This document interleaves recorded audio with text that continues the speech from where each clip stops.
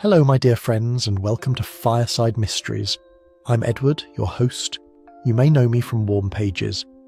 Before we begin, tell me, do you prefer listening with candlelight, a soft lamp, or in the gentle glow of the screen? Share how you set the mood for your evenings. I truly enjoy reading your comments, and don't forget to subscribe. Now, settle in. Our story begins. Chapter 1. The Interloper at Glenmore Lodge. The fog rolled in off the black waters of Lochtube like an uninvited guest, thick as sheep's wool and twice as suffocating. It settled over the peat moors with the sort of determined malevolence that only a Highland fog could muster, turning the February afternoon into a dim, oppressive twilight that made even the hardiest souls want to retreat indoors with a cup of tea and a good book. Police Constable Hamish Macbeth was perfectly content with this state of affairs. The worse the weather, the less likely anyone was to commit a crime worth investigating, and the more time he had to attend to the truly important matters of life, such as feeding his sheep, or ensuring that his dog Lugs and his wildcat Sonsie were properly settled by the peat fire in his kitchen. Hamish was a tall, thin man with fiery red hair and hazel eyes that could appear sleepy and lazy one moment, then sharp as broken glass the next. He had cultivated a reputation for indolence that served him well, keeping the ambitious brass at Strathbane headquarters from promoting him to detective and hauling him away from his beloved village to some dreary urban posting. He stood now in his small garden behind the police station, a converted croft house that served admirably as both home and office, scattering feed for his chickens and watching his small flock of sheep huddle together against the creeping cold. Lugs, his peculiar dog with his odd flyaway ears that gave him a permanently startled expression, sat nearby with that hopeful look that dogs everywhere employ when they suspect dinner might be imminent. Sonsie, the wildcat, dozed on the doorstep, supremely indifferent to the weather, as cats generally are to anything that doesn't directly concern their comfort. The peace was shattered by the roar of an expensive engine. A sleek black Range Rover came tearing down the single-track road at a speed that showed complete contempt for both Highland sheep and Highland caution. It careened past the police station, sending up a spray of mud and gravel, and continued toward the old Glenmore Lodge at the far end of the village. Hamish sighed. He had heard the rumours, of course. In a place like Lochtube, news travelled faster than influenza. The old lodge had been left to some distant relation in London, a corporate auditor named Julian Vane, who had inherited the property from a childless great-uncle. He had never bothered to visit while the old man was alive. The villagers had hoped that the new owner might be content to leave the property in the hands of the local caretaker, and perhaps visit once or twice a year for the fishing. But apparently Julian Vane had other ideas. Hamish gave his sheep a final pat, went inside to wash his hands, and decided that a visit to the Lochtube Hotel's bar was in order. Not official police business, mind you. But a constable had a duty to keep his finger on the pulse of village life, and if that pulse happened to beat most strongly in the cosy warmth of the hotel bar, well, that was simply good police work. The bar was unusually crowded for a Tuesday afternoon. Archie McLean, the fisherman, sat hunched over a whisky, clearly hiding from his formidable wife. The Curry twins, Nessie and Jessie, occupied their usual corner table, twin spinsters who dressed identically and had the unfortunate habit of echoing each other's pronouncements. Dr. Brodie nursed a pint while reading the Strathbane Gazette, and various other locals had found urgent reasons to abandon their daily tasks in favour of congregating at the bar. Hamish had barely ordered a ginger beer when the door burst open and Julian Vane strode in. He was a large man, not fat precisely, but solid in the way of people who spend their days sitting at expensive desks making other people's lives miserable. He wore a Barber jacket that looked fresh from the shop, corduroys that had never seen a real peat bog, and carried himself with the sort of aggressive confidence that comes from never having been properly contradicted. Right then, Vane announced to the room at large, not bothering with introductions or pleasantries. I'm Julian Vane, the new owner of Glenmore Lodge. I'll be making some changes around here. bringing this backwater into the 21st century. The bar went silent in that particularly Highland way that somehow manages to be more cutting than any verbal response. Vane seemed oblivious. He marched to the bar, ordered a gin and tonic with unnecessary specificity about the brand of gin, and then turned to survey his unwilling audience. "First order of business," he continued, pulling out a sheaf of papers from an expensive leather document case. "I've had my solicitors review the old land deeds. Turns out my great-uncle owned quite a bit more than just the lodge, including those ramshackle boat sheds down by the harbour." Archie McLean's head snapped up. "Those sheds have been in our families for generations." "Perhaps," Vane said with a dismissive wave, "but they're on my land, and I have the deeds to prove it. I'll be requiring proper rent, backdated 6 months, or I'll have them cleared." The temperature in the room, already chilly, dropped several more degrees. "Now see here," Dr. Brodie began, setting down his newspaper. "I've seen quite enough already, thank you," Vane interrupted. "This entire village is living in the past. Squatting on property, running businesses without proper licenses, probably half of you poaching salmon from the loch. Well, all that's going to change." Hamish took a slow sip of his ginger beer and watched. He had seen this before, wealthy incomers who thought they could bulldoze their way through Highland traditions and Highland people. It never ended well, though usually it ended with the incomer leaving in a huff rather than the locals resorting to violence, usually. The door opened again, bringing in a swirl of fog and cold air along with Miss Janet Sinclair. She was a slight, softly spoken woman in her early 30s, who worked as an assistant to Mr. Patel, the village's part-time solicitor. She had moved to Lochduve about 5 years ago from somewhere up in Sutherland, and had quickly made herself indispensable with her quiet efficiency and unfailing politeness. "Oh my," she said, taking in the tense scene with wide eyes. "Mr. Vane, I've finished organising those files you asked for. They're all at the lodge whenever you're ready." "About time," Vane said rudely. "You'd think someone trained in legal work could manage a simple filing task in less than 3 days. Janet's cheeks coloured slightly, but she maintained her gentle smile. "I wanted to be thorough, Mr. Vane. There were quite a lot of old documents to sort through." She turned to the room, her expression apologetic. "I'm sure there's been some misunderstanding. Mr. Vane is just trying to get everything organised. I'm certain we can work all this out properly." "Nothing to work out," Vane said flatly. "Property law is property law. No matter how many quaint customs you people hide behind." Nessie Curry stood up, her twin sister Jessie echoing the movement a half-second later. "We are not you people," Nessie announced. "Not you people," Jessie repeated. "We are the residents of Lochduve," Nessie continued. "Residents of Lochduve," Jessie affirmed. "And we have rights," Nessie finished. "Have rights," Jessie concluded. Vane laughed, a braying sound devoid of humour. "Rights? You'll have the right to pay rent or clear out. Now, I suggest you all start thinking about how you're going to come up with the money you owe me." He drained his gin, slammed the glass down on the bar with unnecessary force, and strode out into the fog. The silence he left behind was thick with fury and fear. Janet Sinclair hurried about trying to smooth things over, fetching tea for the Curry twins and murmuring apologies that everyone knew she wasn't responsible for. She stopped by Hamish's table with a sympathetic smile and a basket covered with a checkered cloth. "I made some scones this morning, Constable Macbeth. I thought you might enjoy them." "That's very kind of you, Miss Sinclair," Hamish said, accepting the basket. The scones were still warm and smelled of butter and currants. "I'm so sorry about all this unpleasantness," Janet continued, her voice barely above a whisper. "Mr. Vane means well, I'm sure. He's just very London, if you know what I mean.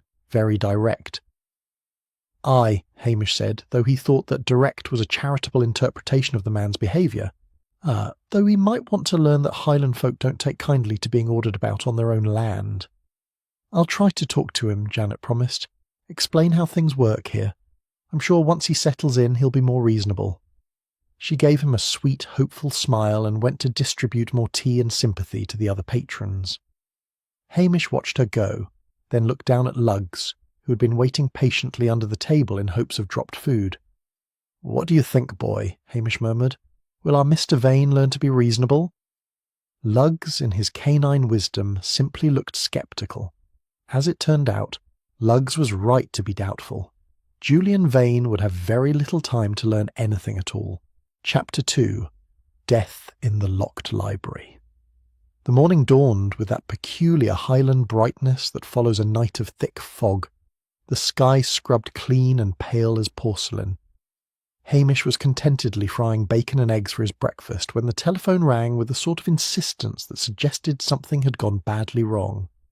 It was Mrs. Wellington, the minister's wife, and her voice had that breathless quality that came from hurrying and excitement in equal measure. "Hamish, you'd better get yourself up to Glenmore Lodge right away. That awful man from London has been found dead. Mr. Wellington discovered him when he went to deliver the parish newsletter. He's quite shaken." Hamish felt his peaceful morning evaporate like mist off the lock. He turned off the cooker, told Luggs to guard the bacon, and was in the police Land Rover within minutes, his thoughts already organising themselves into the methodical patterns that his lazy reputation belied. The lodge loomed at the end of its long driveway, a Victorian pile of grey stone that had weathered more than a century of Highland winters. Several cars were already parked haphazardly in front, and Hamish could see the Reverend Wellington pacing on the steps, wringing his hands. "It's terrible, Hamish, just terrible," the minister said as Hamish approached.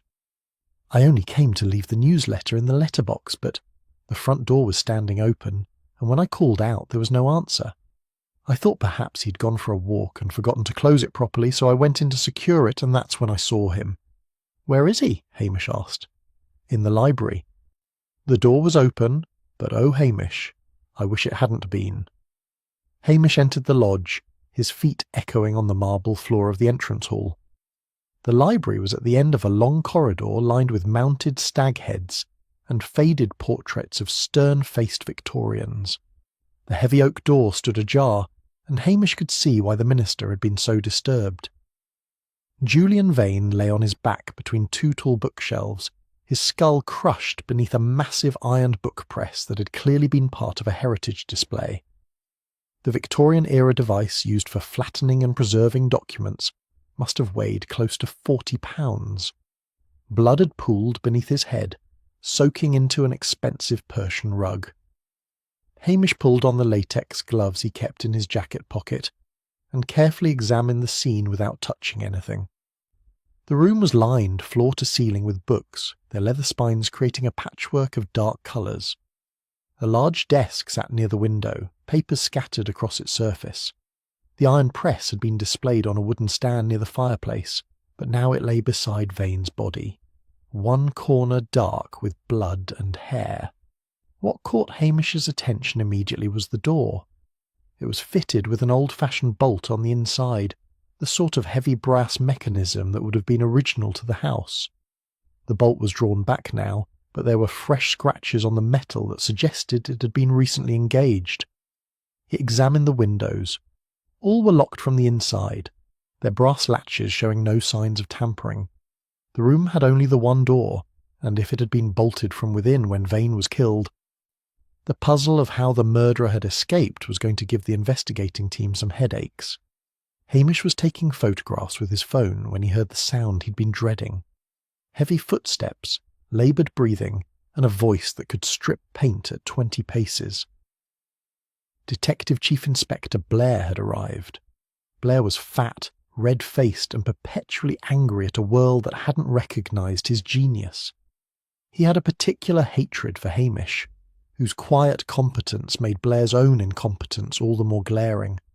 He lumbered into the library trailing cigarette smoke and malice, followed by his long-suffering assistant, Detective Inspector Jimmy Anderson.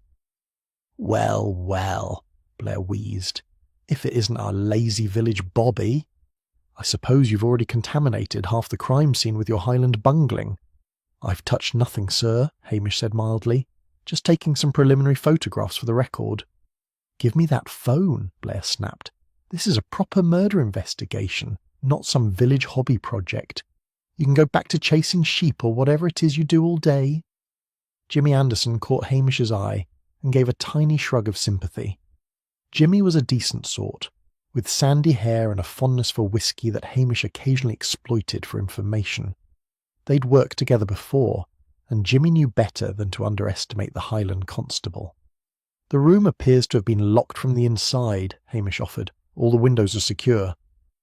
"I can see that perfectly well myself," Blair snarled. "Don't need you telling me my job. Now clear out and let the professionals handle this." Hamish retreated to the hallway where a small group had gathered. The Reverend Wellington was being comforted by his wife, a formidable woman who ruled the parish with an iron hand disguised in floral prints and good works. Janet Sinclair was there too, her face pale and her hands trembling as she held a cup of tea. "Oh, Constable Macbeth," she said when she saw him. "Isn't it dreadful? I came by this morning to drop off some more papers I'd organised and found all these people here. Poor Mr. Vane. I know he wasn't always pleasant, but no one deserves such a fate." "When did you last see him, Miss Sinclair?" Hamish asked gently. "Yesterday evening around 6 o'clock. I brought him the files and showed him where I'd organised everything in the library. He was perfectly fine then, quite absorbed in reading some old letters he'd found." "Did he seem worried about anything? Mention any visitors he was expecting?" Janet shook her head. "No, nothing like that. He just seemed excited about the papers. Said something about finally understanding the full extent of his inheritance." She bit her lip. "He did mention that he was going to lock himself in the library for the evening to go through everything properly. Said he didn't want to be disturbed. That explained the bolted door, at least partially. But it didn't explain how someone had managed to enter, kill him, and leave again with the door secured from inside." Blair emerged from the library, his face even redder than usual from exertion. "Right then. I want statements from everyone who knew the deceased. And I mean everyone. This is Lochduve, after all. Probably half the village wanted him dead after that performance in the pub yesterday." He fixed Hamish with a belligerent stare. "I heard about his little announcement regarding the harbour sheds, which means we've got a whole village full of suspects with motive. Your precious locals aren't so innocent now, are they, Macbeth?" Before Hamish could respond, Janet stepped forward, her voice soft but clear. "I may be able to help with that, Detective Chief Inspector. Mr. Vane shared quite a lot with me while I was organising his papers. He'd made a list of people he planned to have words with, about various matters." She produced a small notebook from her handbag. "I took notes on everything, to help keep track of the paperwork. I have the names here of everyone he'd spoken to or planned to speak to. I thought it might save you some time." Blair's expression shifted from hostility to greed. A ready-made suspect list, delivered by a helpful witness. It was exactly the sort of shortcut he loved. "Very public-spirited of you, Miss Sinclair," he said, snatching the notebook. "Unlike some people around here who think they're too clever to cooperate with proper police work." He shot another venomous glance at Hamish, then began barking orders at the forensics team that had just arrived from Strathbane. Hamish watched Janet carefully. She stood with her hands clasped in front of her, the very picture of a concerned citizen trying to help.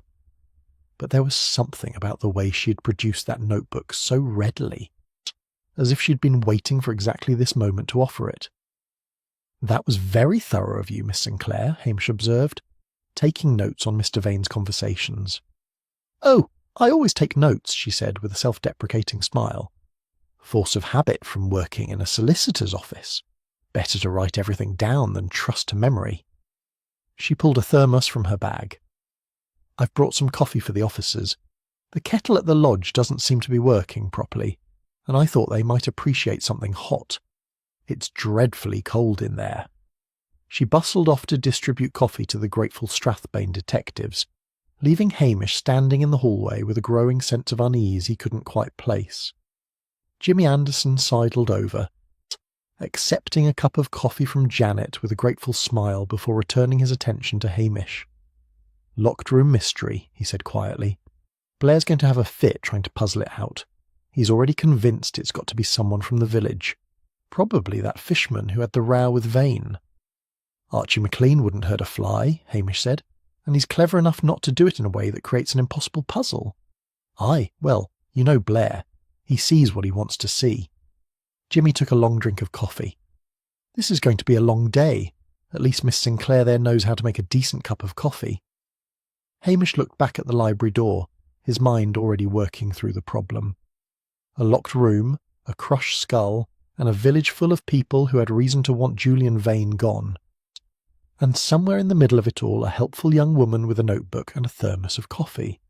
It was going to be a long investigation indeed. Chapter 3. Sifting the Highland Gossip. Hamish knew better than to interfere openly with Blair's investigation. The detective chief inspector was like a bad-tempered bull, liable to charge at anything that moved, and the surest way to protect the innocent villagers was to work quietly behind the scenes, while Blair blundered about making a spectacle of himself. So Hamish returned to his police station, fed lugs and Sonsy, and then set out on what appeared to be a leisurely stroll through the village, but was in fact a carefully planned intelligence-gathering mission. His first stop was the Curry sisters, who lived in a neat cottage overlooking the harbour. Nessie and Jessie were identical twins who had spent their entire lives in Lochdew, and between them they knew every secret the village possessed, and several that the village had forgotten it possessed. They answered the door in matching cardigans, their expressions bright with the sort of excitement that comes from having genuine news to share rather than mere speculation. Come in, Nessie said, ushering him into their spotless parlour. Come in, Jessie echoed. We've been expecting you, Nessie continued. Expecting you, Jessie confirmed. Hamish settled into the chair they indicated, declining tea but accepting a piece of shortbread that looked homemade and smelled of butter. I suppose you've heard about Mr. Vane, he began. Heard about him?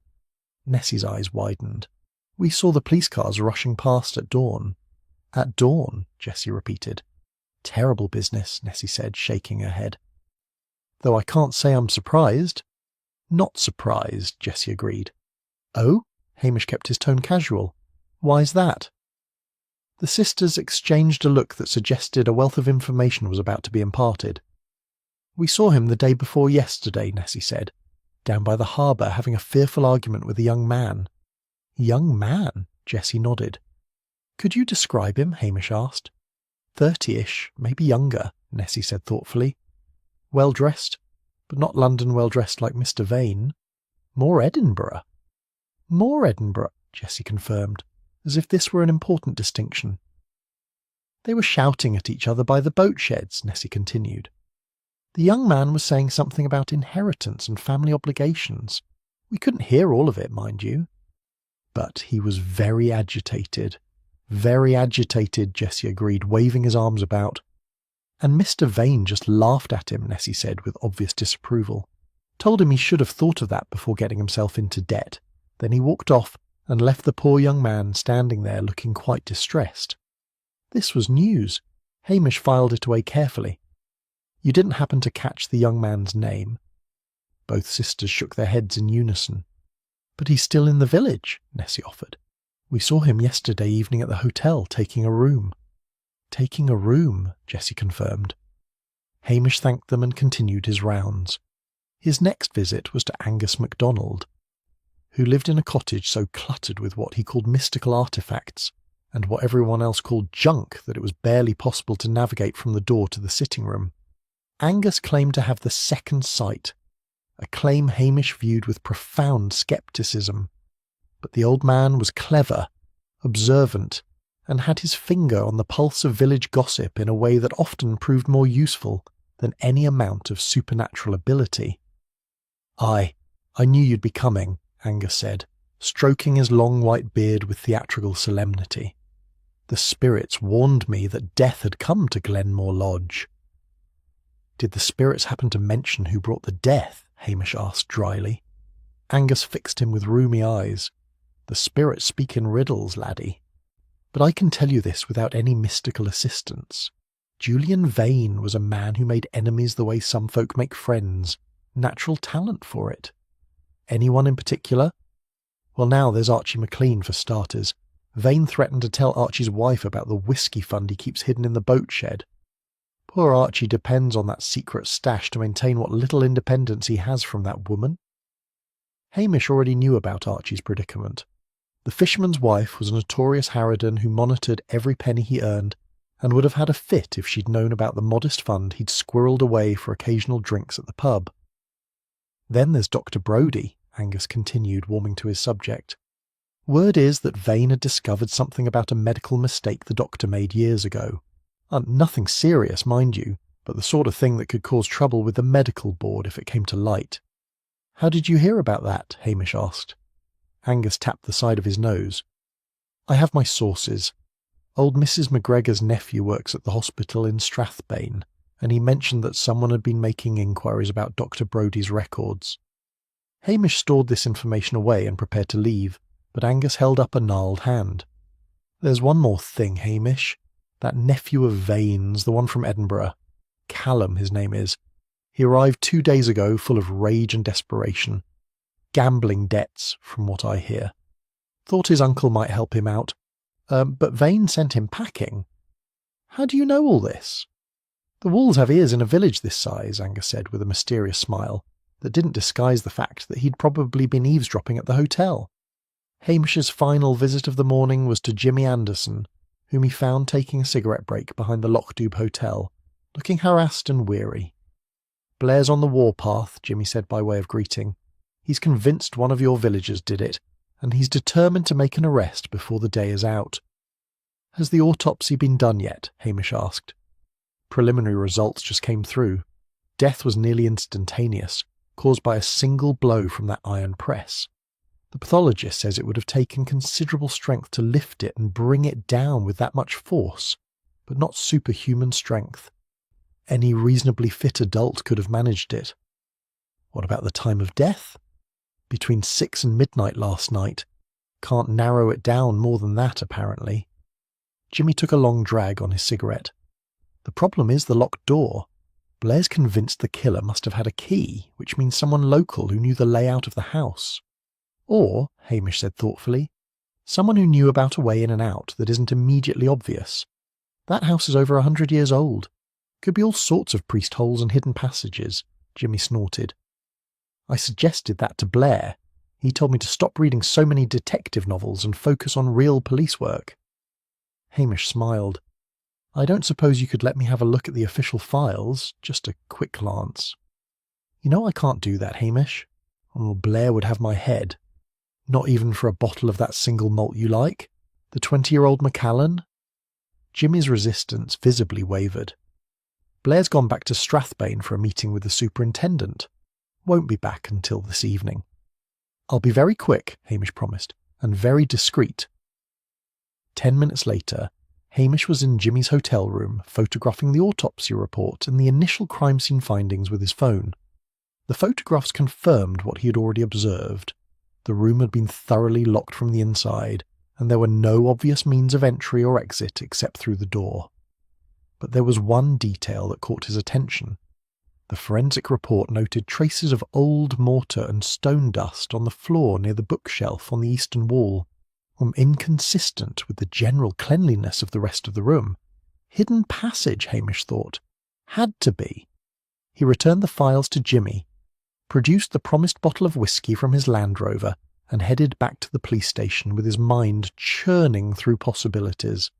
He now had 3 clear suspects: Archie McLean with his whiskey fund secret, Dr. Brodie with his medical indiscretion, and Callum Vane with his gambling debts and thwarted expectations of inheritance. Any one of them could have killed Julian Vane. The question was which one had actually done it, and more importantly how they'd managed the impossible trick of the locked room. Hamish settled down at his kitchen table with a cup of tea and his notebook, Lugs resting his chin on Hamish's foot in sympathetic companionship. Yeah, he had the unpleasant feeling that this case was going to be considerably more complicated than it first appeared. And he was absolutely right. Chapter 4. The Blackmailer's Ledger. The following afternoon brought rain, the sort of persistent Highland drizzle that worked its way into every seam and fold of one's clothing and made even the shortest walk feel like an expedition. Hamish didn't mind. Rain kept people indoors, and people indoors were less likely to notice when the local constable was doing things that weren't strictly within his official remit. He waited until Blair and his team had decamped to Strathbane for what Jimmy had described as a strategic planning session, which Hamish translated as Blair attempting to explain to his superiors why he hadn't already made an arrest. Then he drove to Glenmore Lodge with lugs for company and a perfectly legitimate excuse about checking that the crime scene tape was still secure. The lodge sat grey and forbidding in the rain, its windows dark and unwelcoming. Hamish let himself in with the key Jimmy had quietly provided, marking down in his mental ledger another bottle of good whiskey owed. The library looked different in the grey afternoon light, less dramatic than it had appeared during the initial investigation. The blood stain on the Persian rug was now just a dark patch. The iron press had been removed to the forensics laboratory, and the room felt empty and melancholy. Hamish made his way to the eastern wall where he'd noted the stone dust in the photographs. The bookshelf there was floor to ceiling, filled with leather-bound volumes that looked as though they hadn't been disturbed in decades. He ran his fingers along the spines, pressing gently, looking for any give or movement. On his third attempt, he found it.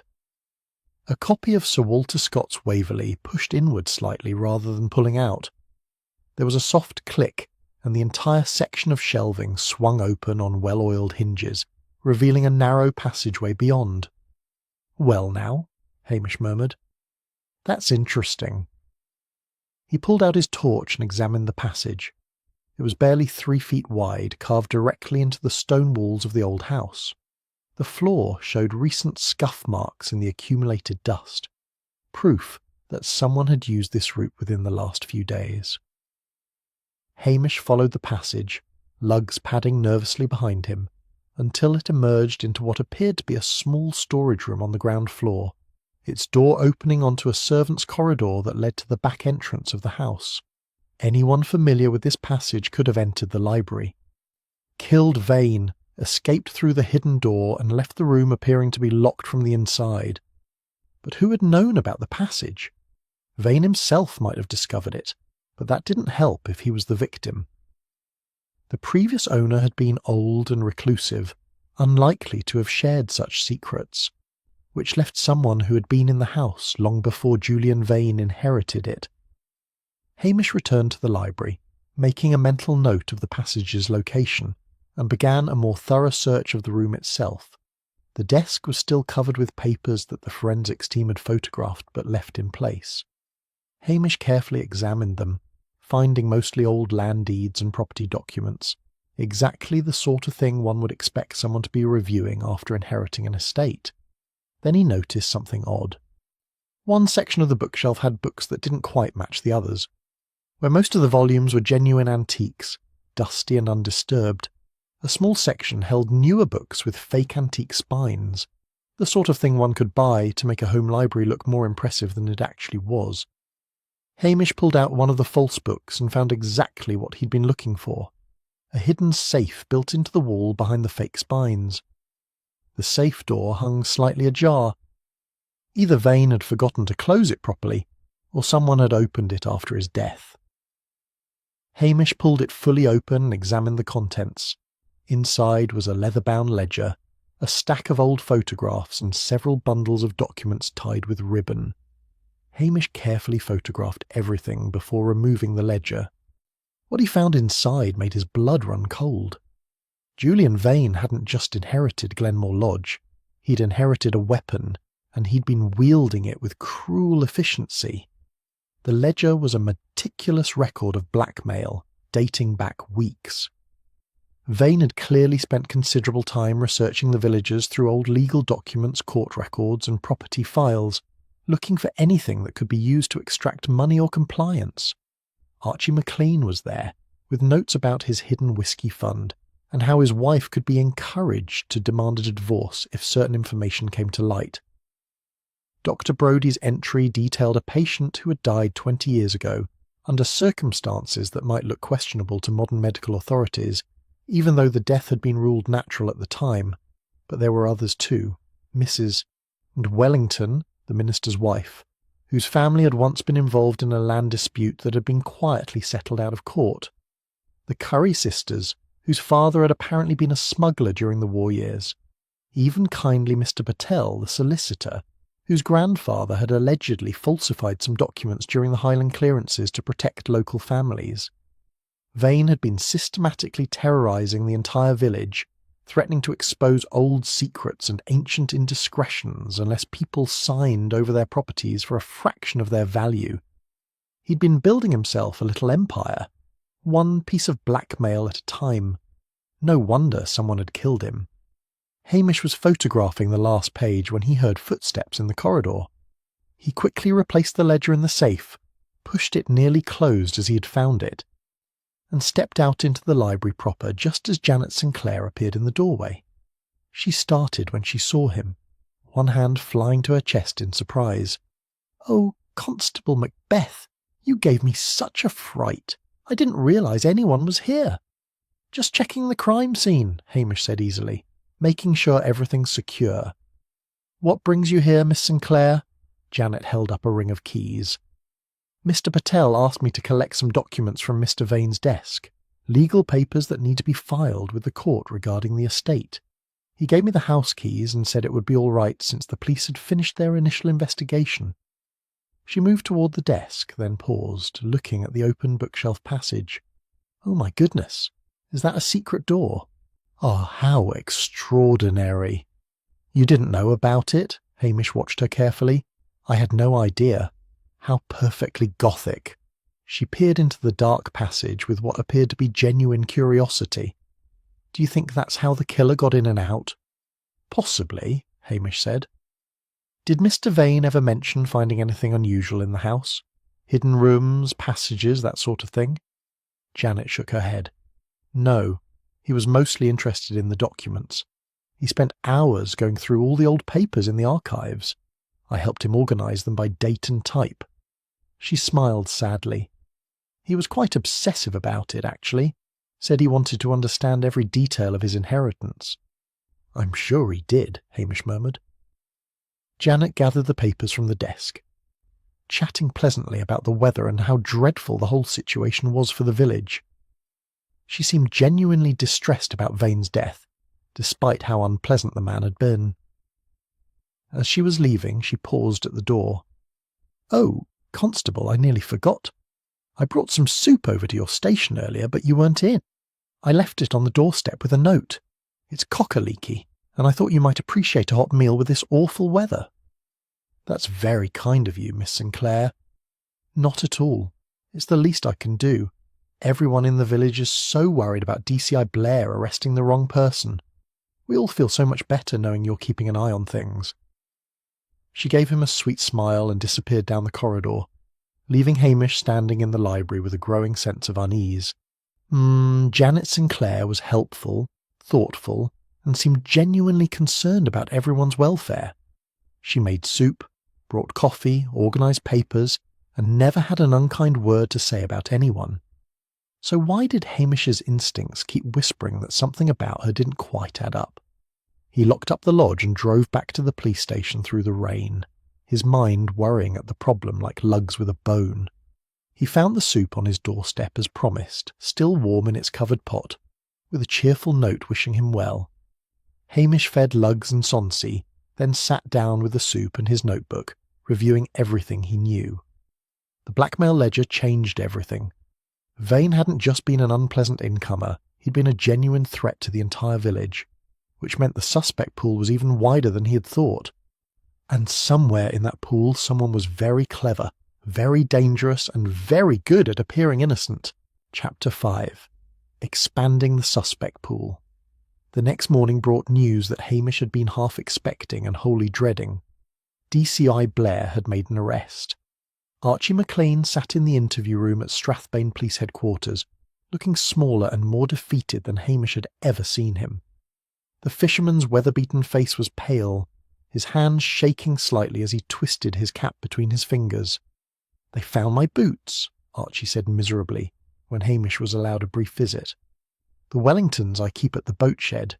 They match footprints found near the back entrance of the lodge." "Were you at the lodge that night?" Hamish asked quietly. "No! I swear it, Hamish. I was nowhere near the place. But I can't prove it, can I? I was hiding in the pub cellar from my wife.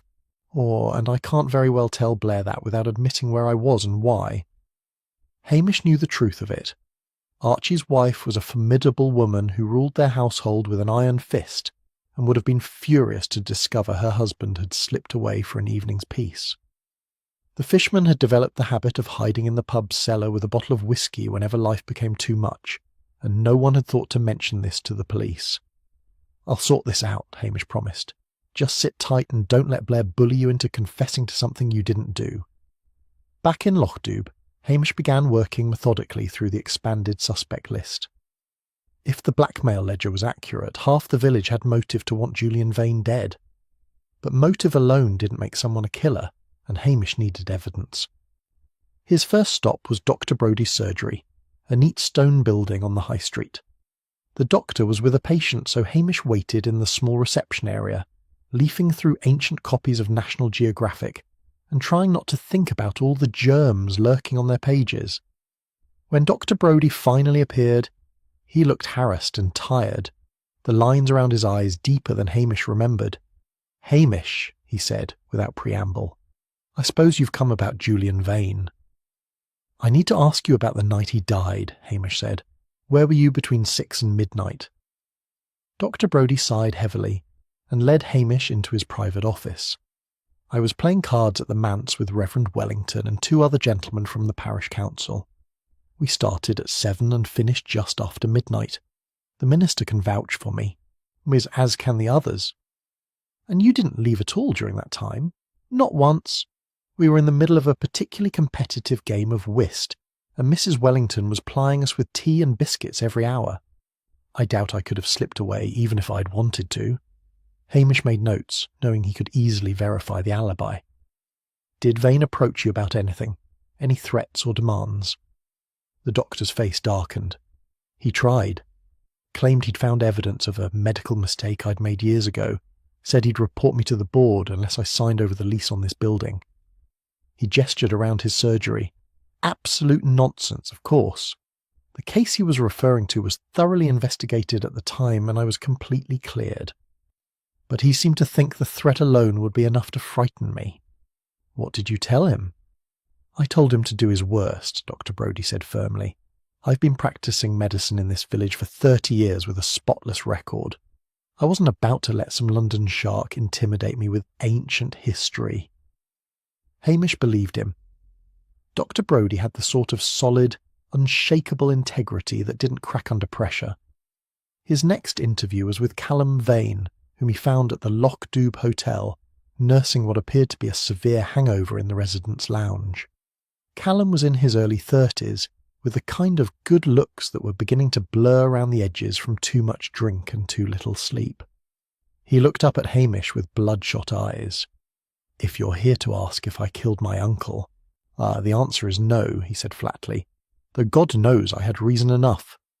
"Tell me about it," Hamish said, settling into the chair opposite. Callum laughed bitterly. "Where do I start? My uncle was a vindictive bastard who took pleasure in other people's misery. When my father died 5 years ago, Uncle Julian inherited everything, because my father had made him executor of the estate. Julian claimed there were debts that needed to be settled first, and by the time he was done settling them, there was nothing left for me. And you believed he'd cheated you? I know he did, but I couldn't prove it, and I didn't have the money to fight him in court. So I borrowed money to try to make something of myself, and that didn't work out either." He ran a hand through his dishevelled hair. "I came here thinking maybe I could appeal to family loyalty, or at least basic human decency. But Julian just laughed at me, said I was a failure and a fool, and he wasn't going to throw good money after bad. Where were you the night he died?" "Driving back to Edinburgh. I left Lochdoub around 5:30, stopped for petrol in Inverness around 7, and got back to my flat just before midnight. I have receipts from the petrol station if you want to check." Hamish did want to check, and a quick call to Jimmy Anderson confirmed that traffic cameras had indeed captured Callum's car on the A9 at the times he'd stated. Unless he'd hired someone to kill his uncle while he established an alibi, Callum Vane was in the clear, which left Hamish exactly where he'd started, with too many suspects and not enough evidence. He was walking back to the police station when Janet Sinclair caught up with him, slightly out of breath from hurrying. "Constable Macbeth, I've just heard about poor Archie. Surely DCI Blair doesn't really think he's guilty." "Blair thinks what he wants to think," Hamish said. "The evidence is circumstantial at best. But those footprints, I saw the report Mr. Patel showed me. They're a perfect match for Archie's boots." Hamish stopped walking and looked at her. "You saw the forensic report. I didn't think that would have been released to the public yet." Janet coloured slightly. "Oh, well, Mr. Patel is handling some legal aspects of the estate, so he has access to certain documents. I may have seen it on his desk. I shouldn't have mentioned it, should I? How indiscreet of me." She looked genuinely embarrassed, and Hamish felt churlish for questioning her. But there it was again, that faint whisper of instinct that suggested Janet Sinclair always seemed to be in exactly the right place at exactly the right time to be helpful. "I've been thinking," Janet continued, walking alongside him, "about the night Mr. Vane died. I know it sounds fanciful, but what if it wasn't someone from the village at all? What if it was a transient, someone passing through? There are always rumours about treasure hidden at Glenmore Lodge. Jacobite gold, people say. What if someone broke in looking for it and Mr. Vane surprised them?" It was a reasonable theory, the kind that would explain the crime without implicating any of the villagers. It was also, Hamish thought, exactly the sort of theory that a clever person might suggest to deflect suspicion. "I'll look into it," he said noncommittally. "I do hope you will," Janet said earnestly. "Poor Archie is such a gentle soul. He couldn't possibly have done such a terrible thing, and his wife is beside herself with worry, though of course she's hiding it behind a lot of bluster and complaints about the scandal." She chatted for a few more minutes about village gossip and how everyone was rallying around Archie's family, then excused herself to deliver some papers to Mr. Patel's office.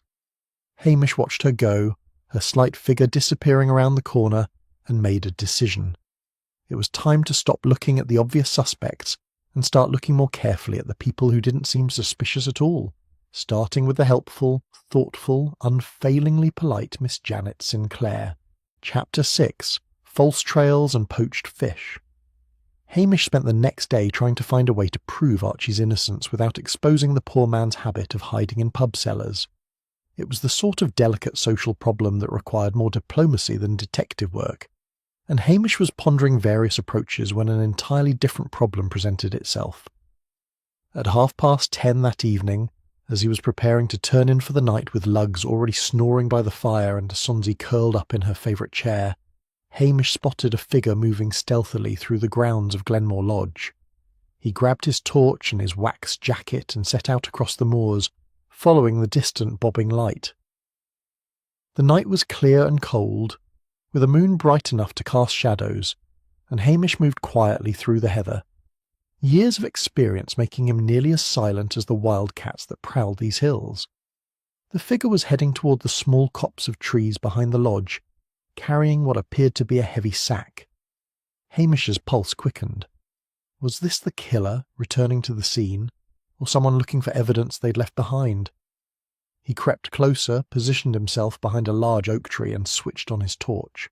"Police! Stay where you are!" The figure spun around with a yelp of surprise, dropping the sack with a wet thud. In the beam of Hamish's torch stood Dr. Brodie, looking absolutely mortified and clutching a small spade. "Hamish! Good God, you gave me a heart attack!" "What are you doing out here at this hour?" Hamish demanded, though his detective instincts were already deflating. Whatever the doctor was up to, it didn't have the feel of murder about it. Dr. Brodie seemed to have a brief internal struggle, then his shoulders sagged in defeat. "If I tell you, you have to promise not to say anything to my wife." Hamish's curiosity was thoroughly piqued now. "That depends on what you're telling me." "Promise first," Dr. Brodie insisted. "It's nothing to do with the murder, I swear it." "All right," Hamish said cautiously. "I promise, provided it's not evidence in a serious crime." Dr. Brodie bent down and opened the sack. Inside was a large salmon, quite dead and quite illegal. "You've been poaching," Hamish said, stating the obvious.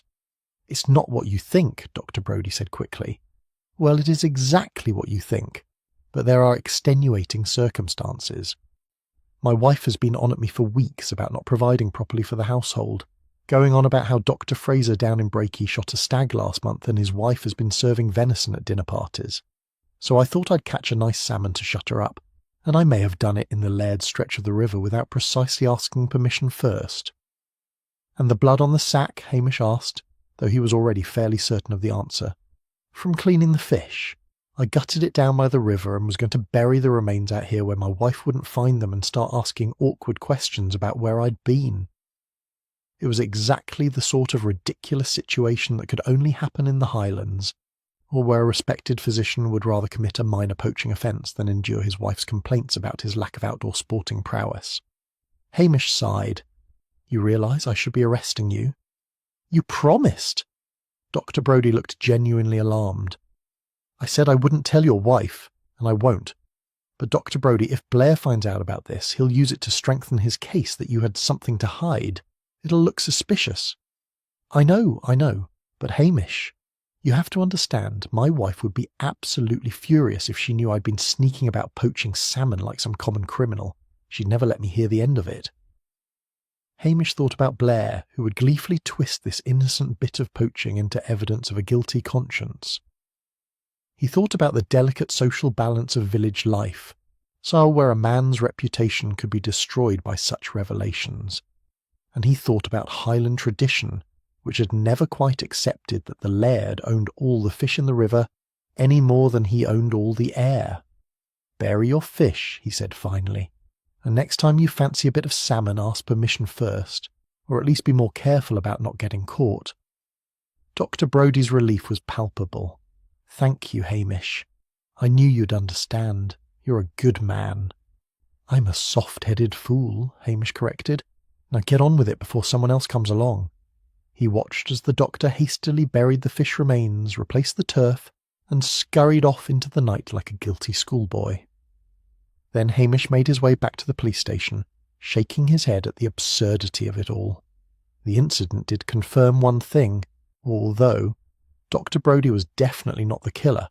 No murderer would risk returning to the scene of the crime to bury poached salmon. The man simply didn't have the temperament for it. The next morning brought another complication. Hamish was feeding his chickens when Jimmy Anderson pulled up in an unmarked car looking furtive. Blair's going spare, Jimmy announced without preamble. The superintendent is breathing down his neck about the case. We've got Archie in custody, but the evidence is thin and Blair knows it. He's desperate for something concrete. Has he found anything else? Not really. The forensics on those boot prints are solid, but there's no other physical evidence linking Archie to the scene. No fingerprints, no witnesses, nothing. Blair's trying to build a case based on motive and opportunity, but even he knows it's shaky. Jimmy leaned against the Land Rover, lowering his voice. Between you and me, Hamish, I don't think Archie did it either. But Blair's convinced himself, and you know what he's like when he gets an idea in his head. Like a terrier with a rat, Hamish agreed. He won't let go even when he's shaking a perfectly innocent stick. Exactly. So unless you can find the real killer, Archie's going to be charged, and it'll go to trial. And even if he's acquitted, it'll destroy his life here. Hamish knew Jimmy was right. The stigma of being accused of murder would follow Archie forever, regardless of the verdict. I'm working on it, Hamish said. But I need time, and Blair's not giving me any. Work faster, Jimmy suggested. I'll hold him off as long as I can. But that won't be more than another day or two. After Jimmy left, Hamish sat down with his notebook and reviewed everything he knew. The physical evidence was starting to form a pattern, but it was a subtle one, easy to miss if you were focused on the obvious suspects. The locked room with its hidden passage, the blackmail ledger showing systematic targeting of villagers, the convenient discovery of Archie's boot prints, almost too perfect, as if someone had wanted them to be found. And threading through it all, the helpful presence of Janet Sinclair, always there with information, always ready to assist, always pointing attention in useful directions. Hamish thought about Janet's timeline, the one she'd given to Blair so readily. He thought about her access to the lodge, her knowledge of the documents, her familiarity with the legal records that Vane had been using for blackmail. And he thought about something else, something that had been nagging at him since he'd found the hidden safe. The ledger had been in perfect order, meticulously organised, every entry dated and cross-referenced. It was exactly the sort of organisation one would expect from someone who worked in a solicitor's office, someone like Janet Sinclair. Hamish stood up abruptly, startling Luggs from his doze. "Come on, boy, we've got work to do." It was time to stop looking at who had motive to kill Julian Vane and start looking at who had the means, the opportunity, and the organisational skills to make it look like someone else had done it. And he had a very strong suspicion about where that investigation was going to lead. Chapter 7. Ironclad Alibis. Hamish knew that suspicion was not the same as proof, and if he was going to clear Archie and identify the real killer, he needed to eliminate every other possibility first. That meant checking alibis with a thoroughness that Blair should have employed but hadn't. He started with Archie himself, which required a delicate conversation with the landlord of the Loch Dubh Hotel. "Aye, Archie was here that night," the landlord admitted reluctantly when Hamish pressed him. "But you can't tell his wife, Hamish. The poor man was hiding in the cellar from her, same as he does twice a week when things get too much at home." "What time did he arrive?" "Just after 6. Came in through the back door, slipped down to the cellar with a bottle of whiskey and a meat pie, and didn't come up until nearly midnight. I know because I went down to check on him round 11:30, make sure he hadn't passed out or anything. He was just sitting there in the dark, nursing his dram and looking peaceful for the first time in weeks." "And you're certain he didn't leave?" The landlord shook his head firmly. "Couldn't have. The cellar door was locked from the outside. I always lock it when I know he's down there, so his wife can't go looking for him if she comes by. He was trapped in there like a mouse in a barrel until I let him out." It was exactly what Hamish had expected, but it meant he now had to find a way to present this alibi to Blair without destroying Archie's marriage in the process. That was a problem for later, though. First, he needed to verify the other alibis. Reverend Wellington was more than happy to confirm that doctor. Brodie had been at the manse the entire evening. "Splendid card player, the doctor," the minister said cheerfully. "We played from 7 until just past midnight. Never left the table except for brief comfort breaks, and even then we could see the bathroom door from where we sat. My wife will confirm it. She was in and out of the room all evening with refreshments." Mrs. Wellington, summoned to corroborate, was even more definitive. "Dr. Brodie was there the entire time. I remember distinctly because he complimented my shortbread 3 separate times, and I made a note to send him the recipe." She consulted a small diary she kept in her apron pocket. "Yes, here it is. He arrived at 7:05, left at 12:15. Present the whole time." That eliminated Dr. Brodie completely. Callum Vane's alibi was even easier to verify, and Jimmy Anderson had already checked the traffic camera footage, which showed Callum's car leaving Loch Dubh at 5:30, appearing on the A9 near Inverness at 7, and arriving in Edinburgh shortly before midnight. The timestamps were clear and unambiguous. "Unless he hired someone to do his dirty work, he's in the clear," Jimmy said when Hamish rang to confirm. "And we've checked his phone records and bank accounts. No suspicious calls, no large cash withdrawals, nothing that suggests he arranged a hit." Which left Hamish with a puzzle. All the obvious suspects had alibis that checked out, yet someone had killed Julian Vane with considerable planning and forethought. He sat in his kitchen that evening, Luggs at his feet and Sonsy watching from the windowsill, and thought about the locked room. The killer had needed to know several things: that the library could be locked from the inside, that there was a hidden passage providing access, and exactly where to find the heavy iron press in the dark. They'd also needed to be comfortable moving through the lodge at night, navigating its corridors and rooms without hesitation. That suggested someone who had been in the house before Julian Vane inherited it. Someone who had known it well, perhaps even lived there. But who? The previous owner had been a reclusive old man with no family nearby. The house had been maintained by a caretaker from Strathbane who came in twice a week, and wouldn't have known about hidden passages. Hamish pulled out his phone and scrolled through the photographs he'd taken of the blackmail ledger. He studied each entry carefully, looking for patterns he might have missed. Then he noticed something odd about one particular entry. It was for old Mrs. McGregor, who lived in a cottage near the loch. Vane had noted that she'd been paying below market rent for decades on land that supposedly belonged to Glenmore Lodge. But the handwriting on this entry was slightly different from the others, neater, more precise, with distinctive loops on the capital letters. Hamish grabbed his notebook and compared the handwriting to a note Janet Sinclair had left him with the cocker-leaky soup. The loops were identical.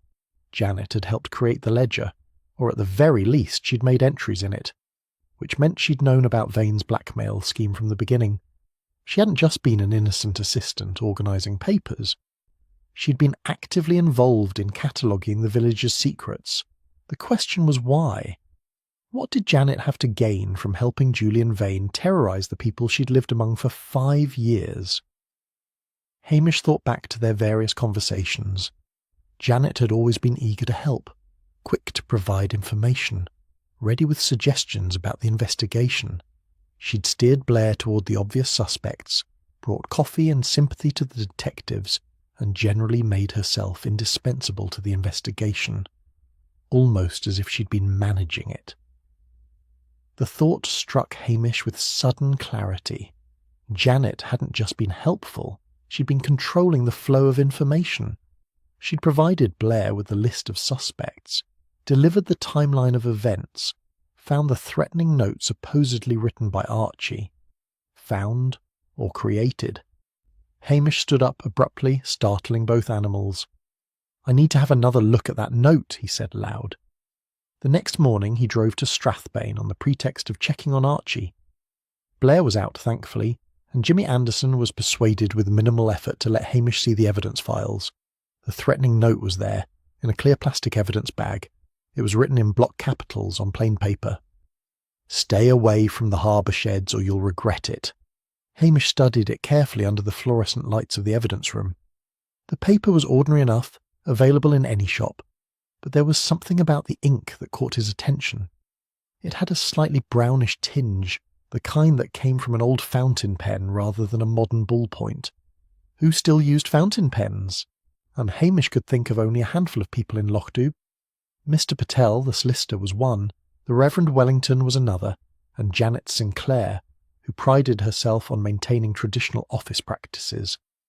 "Jimmy," Hamish said slowly, "when did Janet Sinclair find this note?" Jimmy consulted his records. The day after the murder. She said she discovered it in the library while collecting papers for Mr. Patel, brought it straight to Blair. And Blair didn't think it was suspicious that such a perfect piece of evidence appeared at such a convenient time. "You know Blair," Jimmy said with a shrug. He was just happy to have something concrete. "Why? You think it's fake?" "I think," Hamish said carefully, "that everything about this case has been a little too convenient. The locked room that isn't really locked. The boot prints that point directly to Archie. The helpful witness who always has exactly the right information at exactly the right time." Jimmy's eyes widened. "You're not suggesting Janet Sinclair is involved?" "I'm suggesting," Hamish said, "that we should find out everything we can about Miss Janet Sinclair, starting with where she came from before she moved to Lochdoub 5 years ago. She's from Sutherland somewhere, isn't she?" "So she says. But I think it's time we verified that." Hamish headed for the door.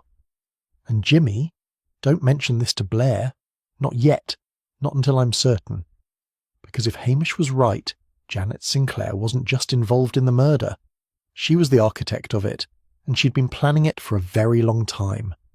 The question now was why, and more importantly, how to prove it before Blair charged Archie with a murder he didn't commit. Chapter 8. The Assistant's Flaw. Hamish returned to the police station and spent the next several hours going through every interaction he'd had with Janet Sinclair since the murder, reviewing them with fresh eyes and a growing sense of unease. The timeline she'd provided to Blair had been detailed and helpful, perhaps too detailed. She'd claimed that Vane had mentioned locking himself in the library for the evening, but how had she known that? She'd said she'd left at 6, yet she'd known his plans for the entire night. Then there was the matter of the historical letter she'd mentioned in passing to Blair, a document Vane had supposedly been researching. Hamish pulled out his phone and called Mr. Patel. "The Glenmore Archives?" Mr. Patel sounded puzzled. Well, there are quite a few historical documents, yes. Why do you ask? Miss Sinclair mentioned a letter from the Jacobite period that Vane was particularly interested in. Do you know which one? There was a pause. Hamish, that's odd. There was such a letter, but it was destroyed in a fire at the solicitor's office in 1982, before Janet was even born. I remember it specifically because my father handled the insurance claim. How would she know about it? Because she's been in those archives before, Hamish said slowly. Long before she helped organise them for Vane. After hanging up, Hamish sat staring at his notes. Janet had made a mistake, a small one, but telling. She'd referenced a document that no longer existed, one that only someone intimately familiar with the old records would have known about, someone who had perhaps grown up with those records, and someone whose family had once owned Glenmore Lodge. Hamish drove out to the Heritage Centre, a small stone building near the lock that housed local historical records. Mrs. MacLeod, the elderly curator, greeted him with her usual warmth. Constable Macbeth, what brings you here on this fine afternoon? I'm doing some research into the history of Glenmore Lodge, the families who owned it before it passed to the Vanes. Mrs. MacLeod's face lit up. Ah, now that's an interesting bit of history. The lodge was built by the Sinclair family in 1867. Grand folk they were, owned half the land around Loch Dubh at one point. Hamish felt his pulse quicken. Sinclair? Aye. They held the property for over 100 years, until the last of them fell on hard times in the 1960s. Bad investments, I believe it was. The estate was sold off piece by piece. Terribly sad, really. The last Sinclair, she consulted her files. A man named Robert Sinclair lost everything. Died by his own hand in 1971, leaving a widow and a young daughter. What happened to the widow and daughter? They left the area, moved up to Sutherland, I think. The widow remarried eventually, took a different name. I always wondered what became of the little girl. She'd have been about 6 or 7 when they left. Hamish did the mathematics in his head. A 6-year-old in 1971 would be in her early 30s now. Exactly Janet's age. Do you have any photographs of the family? Mrs. MacLeod rummaged through her files and produced a faded photograph from 1970. It showed a family standing in front of Glenmore Lodge.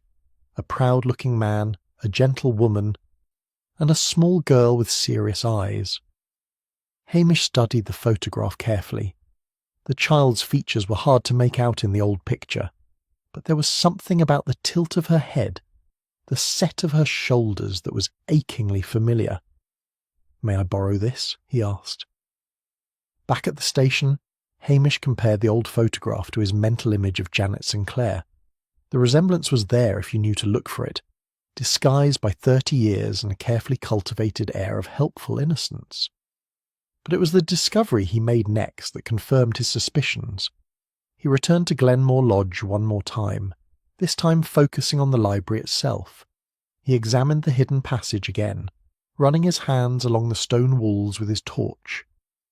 Near the entrance on the library side, he found what he was looking for, a small mark carved into the stone, weathered, but still visible.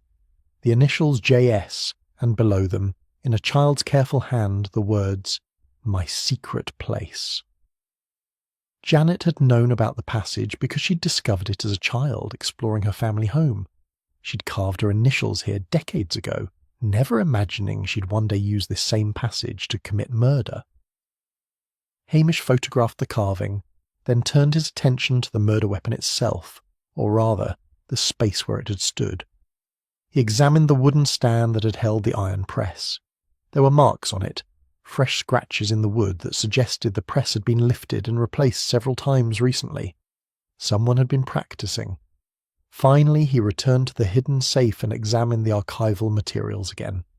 Tucked behind the blackmail ledger was a small scrap of vellum, the kind used for repairing historical documents. It had snagged on the metal edge of the safe door, torn from something that had been removed. Hamish held it up to the light. On it was a partial word in faded ink. Clare Prop. Property records. Sinclair property records, most likely. Someone had removed documents from this safe, probably the original deeds proving the Sinclair family's ownership of Glenmore Lodge, and Hamish knew exactly who had taken them. He photographed everything, then drove straight to Mr. Patel's office. The solicitor was just closing up for the day. "Hamish, is this about poor Archie? I've been trying to get him released, but Blair won't budge without—" "I need you to check something for me," Hamish interrupted. The documents Janet brought you from the lodge, the ones she organised for Vane, are they all accounted for?" Mr. Patel looked puzzled, but retrieved the file boxes from his storage room. Together they went through the contents, comparing them against the inventory Janet had prepared. "That's odd," Mr. Patel said after 20 minutes of checking. "According to this inventory, there should be a complete set of original property deeds from 1867 onwards. But they're not here. Just copies from the 1960s onward." "The originals were never in these boxes," Hamish said. "Janet removed them before she gave you the files. She kept the documents that would prove the Sinclairs, her family, were the rightful owners of Glenmore Lodge." Mr. Patel's eyes widened. "Are you saying Janet Sinclair is related to the original Sinclair family?"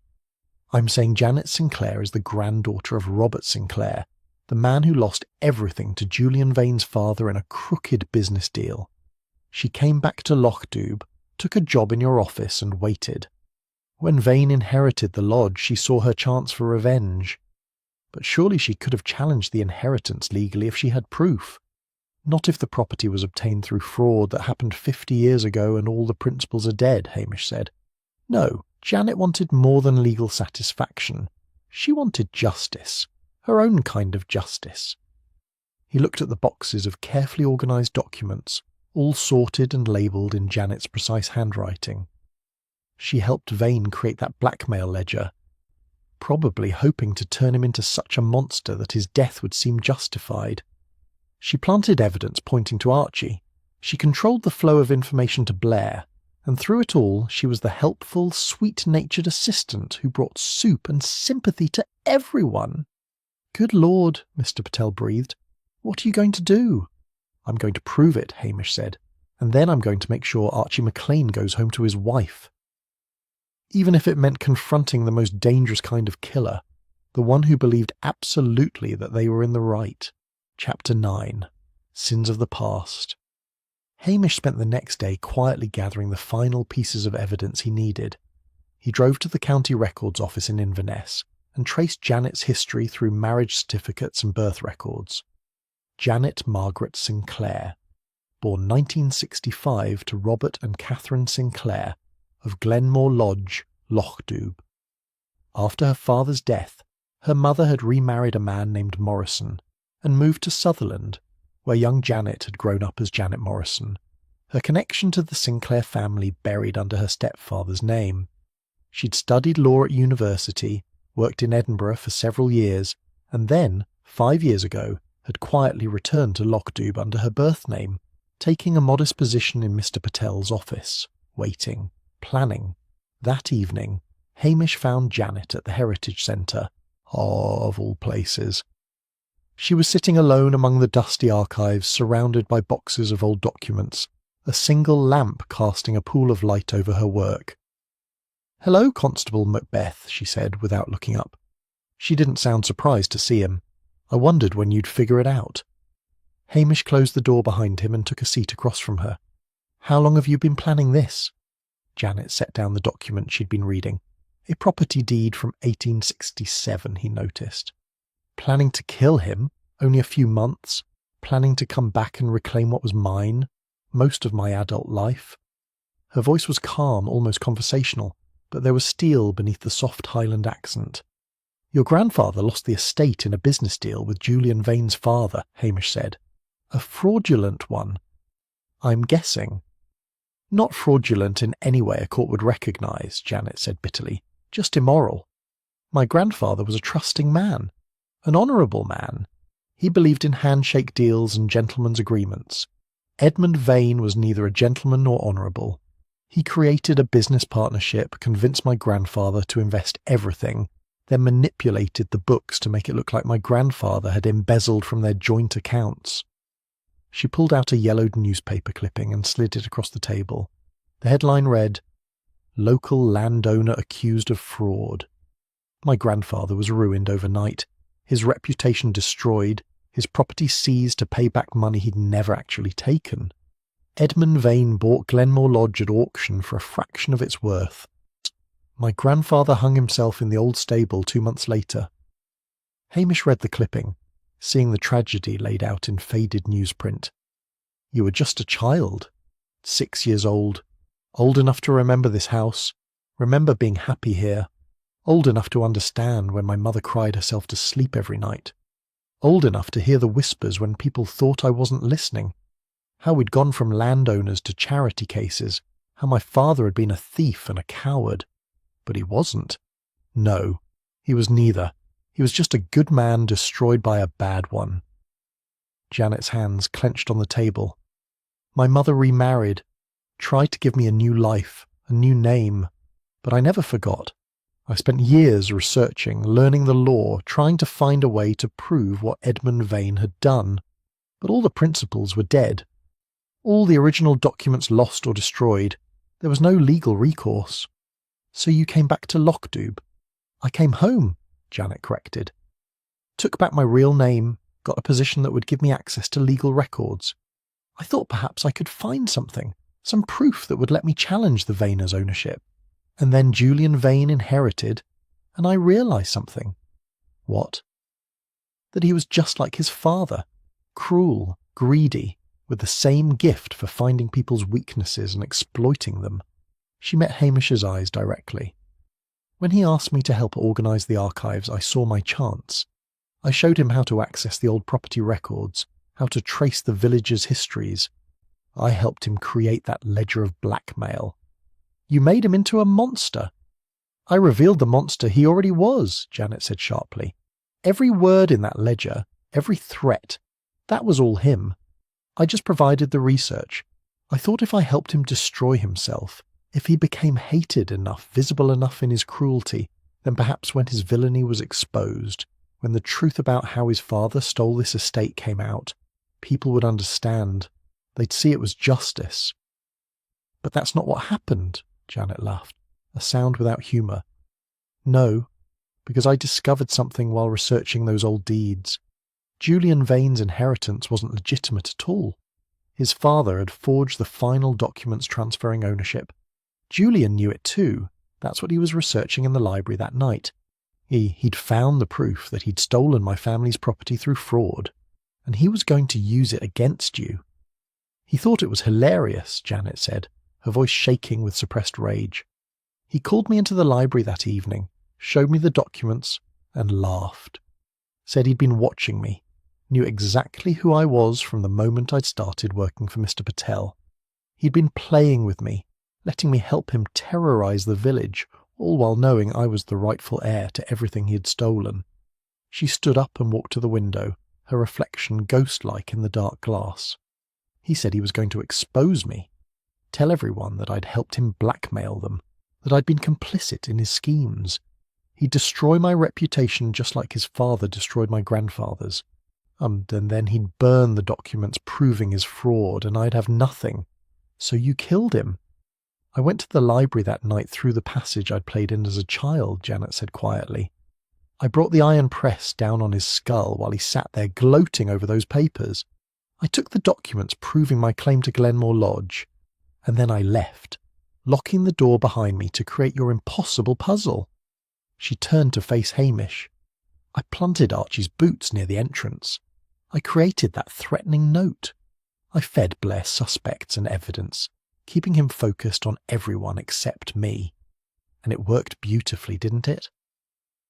The helpful, sweet Janet Sinclair, bringing soup and sympathy while the real killer hid in plain sight. You don't sound sorry. I'm not, Janet said flatly. Julian Vane was a parasite who destroyed lives for profit and pleasure. He got exactly what he deserved, and I'd do it again without hesitation. Hamish stood up slowly. You realise I have to arrest you. I know, Janet smiled sadly. I knew from the moment you started asking questions that you'd figure it out eventually. You're good at your job, Hamish. For all that you pretend otherwise. I suppose I always knew my revenge would have a price." "It always does," Hamish said quietly. Janet walked to the table and carefully gathered the documents she'd been reading. "These are the original deeds proving Glenmore Lodge belongs to the Sinclair family. To me. I'd like Mr. Patel to have them, to see if there's any legal way to restore my family's name, even if I won't be free to enjoy it." She handed the papers to Hamish, then held out her wrists. "Shall we get this over with, then?" As Hamish placed the handcuffs on her wrists, he thought about justice and revenge, about the sins of fathers visited upon their children, and about a 6-year-old girl who had lost everything and spent 30 years plotting to get it back. He'd solved his locked room mystery, he'd identified his killer, but he couldn't quite bring himself to feel triumphant about it. Chapter 10. The Lazy Constable's Justice. The arrest of Janet Sinclair caused a sensation in Lochdoub that would be talked about for years to come. The quiet, helpful solicitor's assistant, who had seemed the very embodiment of Highland courtesy, revealed as a cold-blooded murderer who had orchestrated an elaborate frame-up and fed false information to the police. It was the sort of scandal that the Curry twins would dine out on for the rest of their natural lives. DCI Blair, predictably, tried to take credit for the arrest. He held a press conference in Strathbane, standing in front of the cameras with his chest puffed out like a pigeon, claiming that his meticulous investigation had uncovered the truth despite the attempts of local incompetents to muddy the waters. "A complex case," Blair announced pompously to the assembled reporters, "requiring careful analysis and professional expertise. The suspect attempted to mislead the investigation at every turn, but proper police work prevailed." Jimmy Anderson, standing behind Blair at the press conference, caught Hamish's eye and winked. They both knew the truth, that Blair had been completely taken in by Janet's performance, and would have cheerfully sent Archie McLean to trial if Hamish hadn't done the actual detective work. But Hamish was content to let Blair have his moment of glory. It served his purposes perfectly. After the press conference, Hamish found himself summoned to Superintendent Daviot's office in Strathbane. He drove there with a sense of weary resignation, knowing what was coming. Daviot sat behind his massive desk, looking every inch the senior officer. "Macbeth," he said, "I've been reviewing your role in this case." "Yes, sir." DCI Blair's report credits the arrest to his investigative team, but I've also received reports from other sources. Daviot tapped a file on his desk. "Detective Inspector Anderson has submitted a supplementary report detailing your contribution to solving the case." Hamish silently cursed Jimmy's honesty. This was exactly what he'd been hoping to avoid. "You demonstrated considerable detective acumen," Daviot continued. "Initiative, thoroughness, and analytical skill. The sort of qualities we look for in our detective ranks." "That's very kind, sir, but—" "I'm recommending you for promotion to Detective Sergeant," Daviot announced, "with a transfer to our Strathbane headquarters, where your talents can be properly utilised." There it was, the very thing Hamish had spent his entire career avoiding. A promotion that would drag him away from Lochdoub, away from his sheep and his chickens and his peaceful life, and deposit him in a dreary office in Strathbane dealing with urban crime and office politics. "Sir, I'm honoured," Hamish said carefully, "but I'm not sure I'm suited for such a position. I'm just a simple village constable and—" "Nonsense. You've proven yourself more than capable." Hamish thought quickly. He needed to deflect this promotion without making it obvious that he was deliberately sabotaging his own career. "Sir, with respect, I think you may be overestimating my contribution. The truth is, I made several significant errors during the investigation." Daviot's eyebrows rose. Such as?" "I failed to properly secure the crime scene initially. I allowed DCI Blair's investigation to proceed without immediately reporting my discovery of the hidden passage, and I neglected to verify Janet Sinclair's background check when she first came to Lochdoub 5 years ago. If I'd been more thorough then, we might have prevented this entire tragedy." It was all technically true, though Hamish conveniently left out that none of these failures had actually impeded the investigation. "Moreover," Hamish continued, warming to his theme, "I'm not certain I have the temperament for detective work. I prefer the slower pace of village policing, the routine duties, the opportunity to maintain close relationships with the community. I'm really quite lazy, sir. And I suspect I'd be a disappointment in a more demanding role. Deviat frowned, clearly torn between his assessment of Hamish's abilities and Hamish's own self-deprecating account. At that moment, Blair himself bustled into the office, his face flushed with self-importance. "Ah, Macbeth," Blair said, with barely concealed contempt. "I suppose you've come to claim credit for my arrest." "Not at all, sir," Hamish said mildly. "I was just telling Superintendent Daviat how fortunate we were to have your expertise guiding the investigation." Blair blinked, suspicious of this unexpected praise. "Well, yes, quite right. Though I must say, you nearly botched things with your typical Highland sloppiness. If I hadn't been there to properly interpret the evidence—" "Exactly what I was saying, sir," Hamish interrupted smoothly. "I'm simply not cut out for complex investigative work. Best to leave it to professionals like DCI Blair." Davia looked between them, then sighed. "Very well, Macbeth. If you feel you're not ready for promotion, I won't force it on you. But I'll be watching your career. If you continue to demonstrate this level of competence, I'll have no choice but to move you up." "I'll do my best to remain thoroughly mediocre, sir," Hamish promised, and excused himself before either of them could reconsider. Back in Lochdew, Hamish found that Archie McLean had been released and was being celebrated at the pub as a man wrongly accused and vindicated. Archie himself looked both relieved and slightly embarrassed by all the attention, particularly from his wife, who was making a great show of standing by her husband in his time of trial. "Thank you, Hamish," Archie said quietly when Hamish stopped by. "I know it was you who proved I was innocent." "Just doing my job," Hamish said, "though you might want to find a better hiding place than the pub cellar in future. Your wife's bound to figure it out eventually." Archie winced. "Aye, you're probably right. Though after all this, I think I'll be sticking close to home for a while." The village slowly returned to its normal rhythms. The Curry twins resumed their daily walks and gossip sessions. Dr. Brodie went back to his practice, and no one mentioned the poached salmon that definitely hadn't happened. Even Angus MacDonald claimed to have foreseen the entire affair, though his prediction had somehow failed to materialise until after the arrest. Mr. Patel came to see Hamish a few days later, carrying a legal document. "I've been reviewing those property deeds Janet gave you," he said. "Her claim to Glenmore Lodge is legitimate. The original transfer to Edmund Vane was indeed fraudulent. I've filed the paperwork with the courts. What will happen to the estate? It will likely be held in trust while Janet serves her sentence. After that, who knows? She's looking at a long prison term for murder, but if she survives it, she may yet reclaim her family home." Mr. Patel shook his head sadly. Such a waste.